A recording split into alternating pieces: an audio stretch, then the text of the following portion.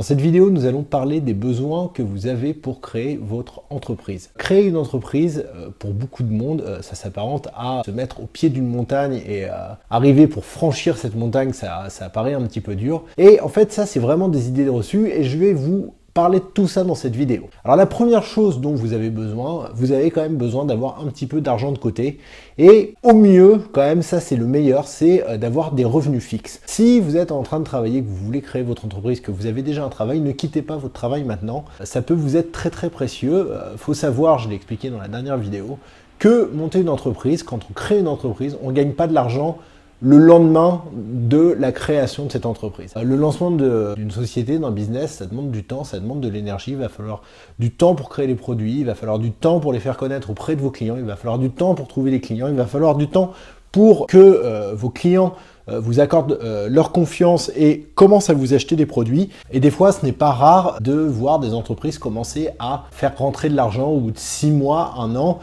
Au bout de 6 mois, si on rentre dans ses frais, c'est beau. Si au bout d'1 an, on réussit à se faire un petit salaire, c'est déjà très très bien. Donc, si vous avez un travail, eh bien, ne le lâchez pas pour l'instant. Continuez à travailler. Le soir, consacrez-vous un petit peu à votre entreprise, allez-y petit à petit. Par contre, si vous avez de l'argent de côté, si vous avez mis suffisamment d'argent de côté pour vivre pendant 1 an ou 2, eh bien, c'est très très bien. Faites bien un plan pour que vous ayez cette liquidité disponible au fur et à mesure. Et si votre entreprise fonctionne plus vite que prévu, c'est bien, ça vous mettra de l'argent de côté que vous pourrez investir dans ce que vous voulez. Vous avez également besoin d'une idée pour la création de votre entreprise. Sans idée, on ne peut pas créer d'entreprise. Sans idée, on ne peut pas créer de produit. On ne peut rien proposer aux gens.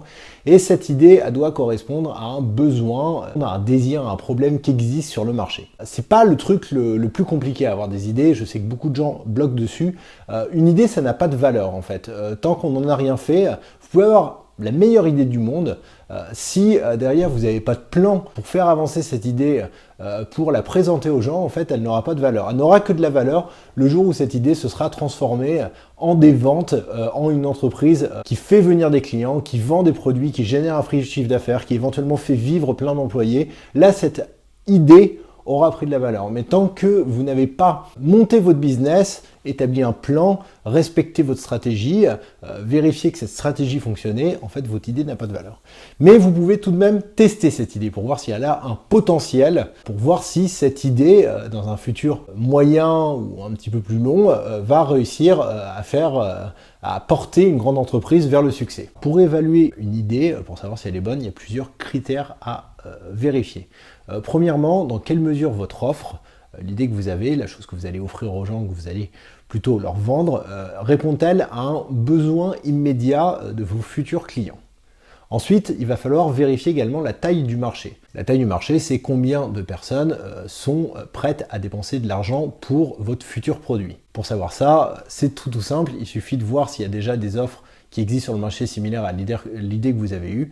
Si ces offres-là se vendent très très bien, ça veut dire qu'il y a du monde qui dépense de l'argent de manière récurrente pour régler ce problème. Essayez de voir également quel tarif vous pourriez, dans un futur, une fois que vous aurez lancé votre offre sur le marché, quel prix vous pourrez pratiquer. Essayez de voir si ça coûte cher d'acquérir des clients. En d'autres termes, essayez de voir si vous avez besoin de faire de la publicité pour acquérir des clients.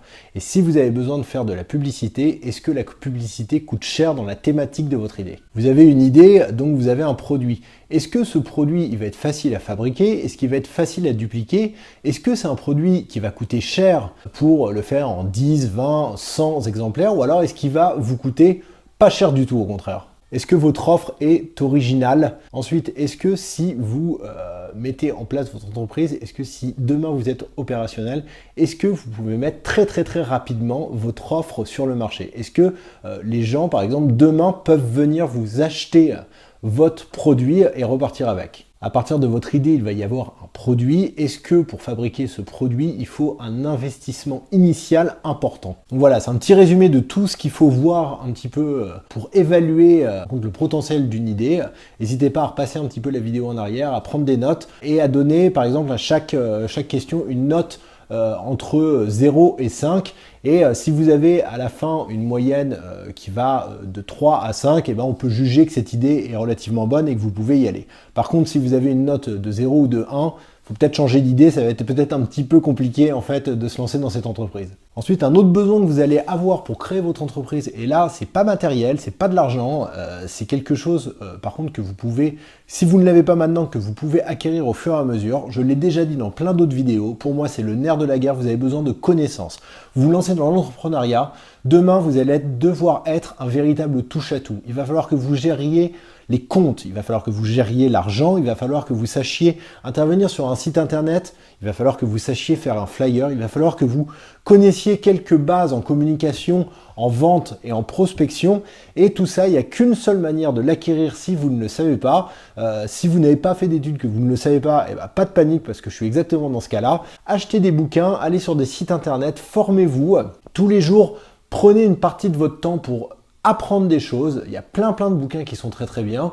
Je vous donnerai plein de titres dans une autre vidéo. Allez sur des blogs également. À chaque fois que vous avez une question par rapport à un problème donné, n'hésitez pas à aller interroger Google. Si par exemple vous ne savez pas faire un flyer, allez sur Google et tapez comment faire des flyers et vous allez avoir avec un tout petit peu de recherche des réponses qui vont être vraiment très bien faites. On a la chance en 2017, parce qu'on est quasiment en 2017, d'avoir des ressources maintenant quasiment illimitées sur internet, donc autant en profiter, et en moins d'un an vous pouvez vraiment devenir un expert dans plein de domaines. On peut tout apprendre au fur et à mesure, il n'y a aucun souci, et vous allez voir, c'est très passionnant d'aller dans cette direction. Enfin, pour finir, pour créer une entreprise, on a besoin de 3 choses essentielles. Il faut vraiment respecter ces 3 choses parce que sans ces 3 ingrédients, il va être très compliqué de réussir. Un entrepreneur et une entreprise ont besoin de temps, ont besoin de patience et ont besoin de détermination, surtout pour l'entrepreneur. Vous rentrez dans une aventure en fait où les choses vont pas se passer du jour au lendemain. Il va falloir être très patient. Une entreprise, ça peut, comme je vous l'ai dit, ça peut mettre 6 mois, 1 an, 2 ans, peut-être même 3 ans de temps en temps. Et c'est pas parce que les résultats ne viennent pas tout de suite que le travail que vous faites est mauvais. C'est simplement que, en fait, une entreprise, je l'ai déjà dit, c'est un peu comme un avion. Il faut pousser très fort au début.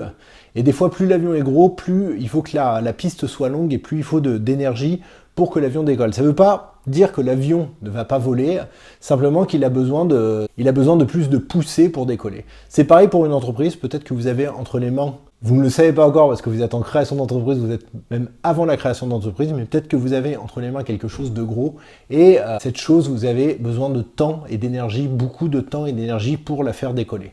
Donc voilà, beaucoup de patience, beaucoup de détermination, parce qu'il va y avoir des périodes de doute. Quand on travaille, qu'il n'y a pas de résultats qui viennent, que la plupart du temps on n'est pas vraiment entouré, parce que les gens ne comprennent pas vraiment ce qu'on fait dans l'entrepreneuriat, on est un petit peu recroquevillé sur nous-mêmes à certains moments, on peut avoir des doutes, il faut vraiment rester dans son objectif d'atteindre justement le décollage de son entreprise, et il ne faut pas douter. Ça peut arriver d'avoir des doutes, mais continuez à faire les choses que vous êtes fixé de faire, même si les résultats ne sont pas là, que vous vous dites en fin de compte ça sert à rien, continuez à le faire, vous verrez, il y a de fortes chances que ça décolle à un moment. Là où en fin de compte il y a le plus de crash, où les entreprises échouent, c'est justement ces gens qui abandonnent pendant cette fameuse traversée, cette traversée de non-résultat, pendant cette phase de décollage. Si vous avez aimé cette vidéo, vous pouvez mettre un pouce. Vous pouvez également laisser un commentaire si vous avez une question. Je vois que vous me laissez de plus en plus de questions sur plein de vidéos. Ça me fait très plaisir. Ça veut dire que mes vidéos apparemment apportent un certain nombre de réponses à vous tous et j'en suis vraiment ravi. Et étant donné que j'ai plein de contenu également sur travailler à domicile, des fois quand vous me posez vos questions, je peux vous répondre avec des réponses que j'ai déjà écrites sur une autre plateforme que YouTube, sur travailleadomicile.fr. Vous pouvez y aller d'ailleurs, le lien est en train d'apparaître. Et j'ai vraiment plein de ressources à vous donner si vous avez des questions sur l'entrepreneuriat, sur la création d'entreprise, sur la gestion, sur la vente, sur la communication. J'ai vraiment plein de réponses à vous donner si vous en avez besoin. Si ce n'est pas déjà fait, je vous invite également à vous abonner à la chaîne YouTube. Moi, je vous dis à la prochaine vidéo.